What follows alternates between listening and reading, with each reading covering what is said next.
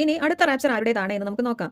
2 സാക്ഷികളെ കൊല്ലുകയും അവരുടെ ശരീരങ്ങളെ ജെറുസലേം പട്ടണത്തിൽ കിടത്തി ജനങ്ങൾ ആഹ്ലാദിക്കുകയും ചെയ്യുന്നതോടെയാണ് ദൈവത്തിന്റെ ഉഗ്രക്രോധം ഭൂമിയിലേക്ക് വരാൻ പോകുന്നത്.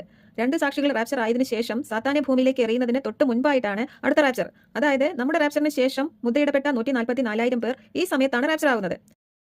ഈ സമയമാകുമ്പോഴേക്കും അവരുടെ ദൗത്യം അവർ പൂർത്തീകരിച്ചിട്ടുമുണ്ടാകും. അവരും ജീവനോടെ ഇരിക്കുമ്പോൾ നമ്മളെപ്പോലെ തന്നെ രൂപാന്തരപ്പെട്ട് സ്വർഗ്ഗത്തിലേക്ക് പെട്ടെന്ന് എടുക്കപ്പെടുന്നവരാണ്. ഈ 144,000 യഹൂദരാണ് 7 വർഷം മഹോപദ്രവ കാലത്തിന്റെ മധ്യത്തിൽ റാപ്ചർ ആകുന്നവർ. അല്ലാതെ ജാതികളുടെ 2000 വർഷത്തെ കൃപാകാലത്തിന് ശേഷം ജാതികൾക്ക് 2000 വർഷത്തെ കൃപാകാലം അനുവദിച്ചിട്ട് അതിനുശേഷം യഹൂദരുടെ പ്രത്യേക രക്ഷാകാലമായ 7 വർഷം തുടങ്ങിയതിന്റെ ശേഷം അതിന്റെ നടുവിൽ ഒരു ജാതിയനെ പോലും ആ സമയത്ത് സ്വർഗ്ഗത്തിലേക്ക് എടുക്കുകയില്ല. ഇവർ തന്നെ പ്രസവ വേദനയോടെയാണ് റാപ്ചർ ആകുന്നത്.